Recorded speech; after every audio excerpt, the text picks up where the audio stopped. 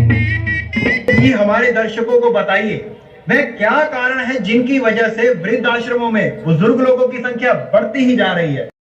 Hello guys, मैं ना पारस और आप देख रहे हैं और अंतर्राष्ट्रीय खेलों में अपनी विशेषता दर्ज कराई। आपको पहले तो हिमाचल डे की बहुत बहुत शुभकामनाएं। आज हिमाचल डे 15 अगस्त है और जिसे बैकग्राउंड साउंड आ रही होगी यहाँ पे सीएम का भाषण वगैरह दे रहे हैं। और आपको गाइस मैंने थोड़ा सीएम का इंटरव्यू भी ऐड किया अपने ब्लॉग में, तो वो भी आप देख लेना। और यहाँ पे डांस वगैरह भी होगा और हमारी चंबा की नाटी भी दिखाई जाएगी, मतलब चंबा की हिमाचल की नाटी भी दिखाई जाएगी। और आगे बढ़ करके हमको काम करने की आवश्यकता है, नई टूरिस्ट डेस्टिनेशन डेवलप करनी चाहिए और उसमें हम काफी हद तक सफल हुए। चाहे वो हमारा कांगड़ा का बीट बिलिंग है, उसको नई टूरिस्ट डेस्टिनेशन हम पैराग्लाइडिंग की दृष्टि से हम उसके लिए तैयार कर रहे हैं। आने वाले समय में वो इंटरनेशनल टूरिस्ट डेस्टिनेशन डेवलप हो रही है। इसी पर्चे के मोहताज कम से नहीं कम है, यहाँ पे 500 बंदे या फिर 500 से भी ज्यादा बंदे मैं दिखाता हूँ आपको। लेकिन उनके स्थान पर आधे बंदे तो उठ गए हैं, तो दिखाता पुत्र हूँ। श्री चंद्र प्रकाश नेगी जी ने पुरस्कार ग्रहण करेंगे। श्री श्याम चंद नेगी जी मूलतः जिला किन्नौर के हैं और 1991-92 में जो भारत के पहले आम चुनाव हुए थे उसके प्रथम। तो गाइस आपको चंबा की नाटी दिखाते हैं, जो चंबा की मशहूर नाटी है। और बैकग्राउंड साउंड के थोड़ा मना करना, दिखाता हूँ मैं आपको।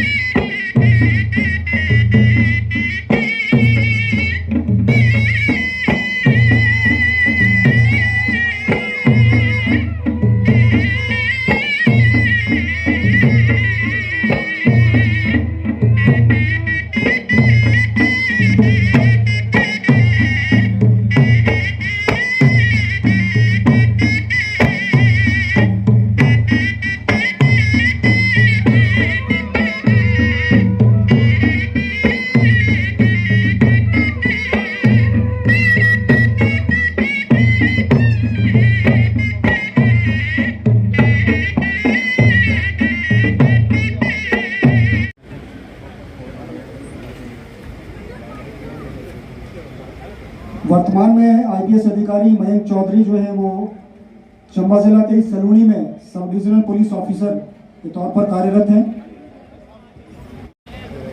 आपका बहुत बहुत धन्यवाद माननीय मुख्यमंत्री जी। और अब आइए। नमस्कार, मैं प्रतीक चौहान स्वागत करता हूं आपका हमारे प्रोग्राम में, जिसका नाम है बदलते जमाने की तस्वीर। आज के प्रोग्राम में हम बात करेंगे युवाओं का अपने बुजुर्गों के प्रति दायित्व और वृद्ध आश्रमों के बारे में। और इसी कड़ी में आज हमारा चैनल आ पहुंचा है नारायण वृद्ध आश्रम में, और हमारे साथ इस विषय पर चर्चा करने के लिए मौजूद हैं इस संस्था के संस्थापक व प्रबंधक श्री गोपाल नारायण जी। नमस्कार सर, स्वागत है आपका हमारे प्रोग्राम में। धन्यवाद जी। तो गोपाल जी हमारे दर्शकों को बताइए वह क्या कारण है जिनकी वजह से वृद्ध आश्रमों में बुजुर्ग लोगों की संख्या बढ़ती ही जा रही है। देखिए, वैसे तो इसके बहुत से कारण हैं, लेकिन अगर हम मुख्य कारणों की बात करें तो जो हमारे आज के युवा हैं उनमें न जाने क्यों नैतिक मूल्यों का पतन हो रहा है। ना तो वो बड़ों के अनुशासन में रहना चाहते हैं और ना ही उनका आदर सत्कार करना चाहते हैं। अब मेरे साथ आइए, मैं आपको विस्तार से समझाता हूं। लोगों को धोखा कभी हो जाता है।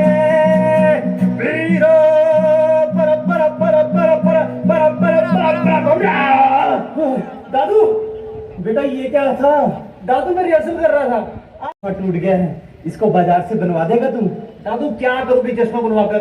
वैसे भी तो पूरा दिन घर पे पड़े रहते हो आप ऐसा करो चिंकी के रूम में जाओ, वो बनवा देगी।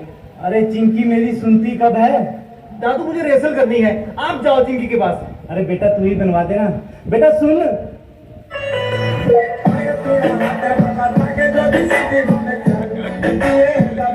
दादू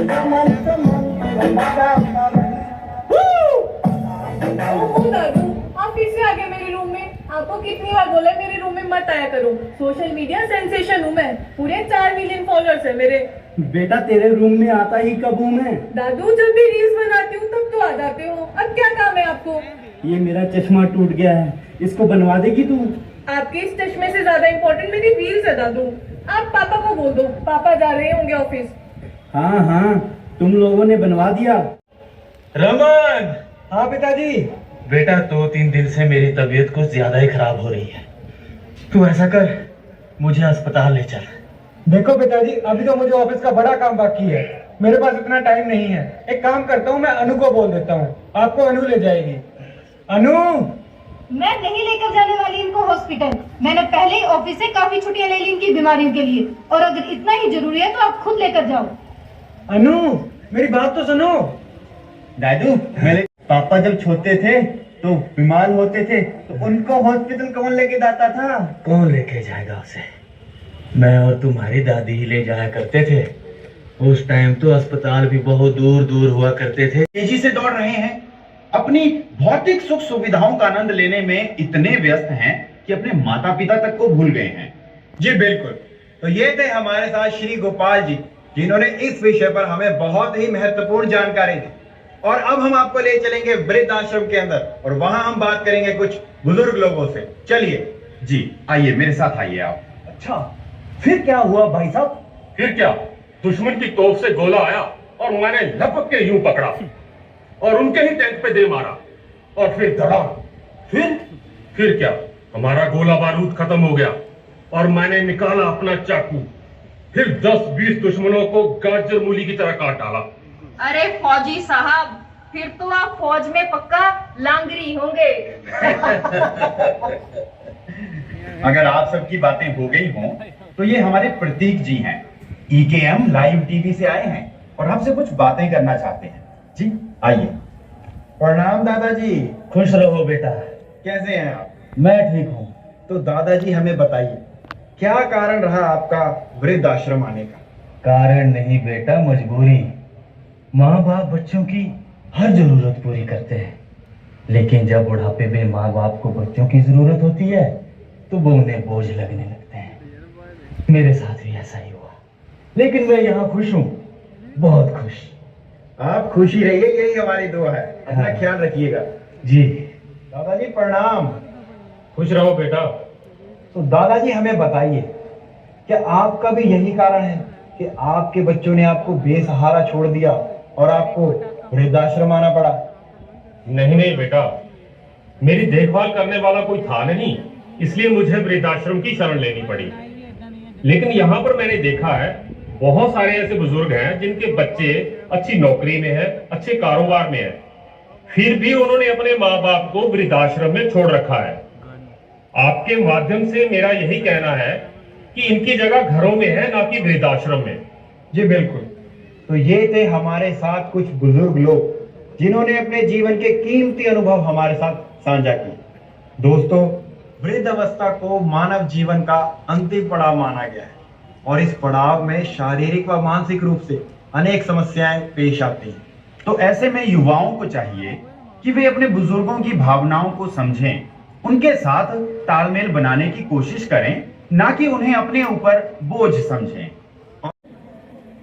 गद्दी सांस्कृतिक ऋणकोठी का सहनी हमें सजा है, हम हैं बाजारों के, सबकी नजर यहाँ है।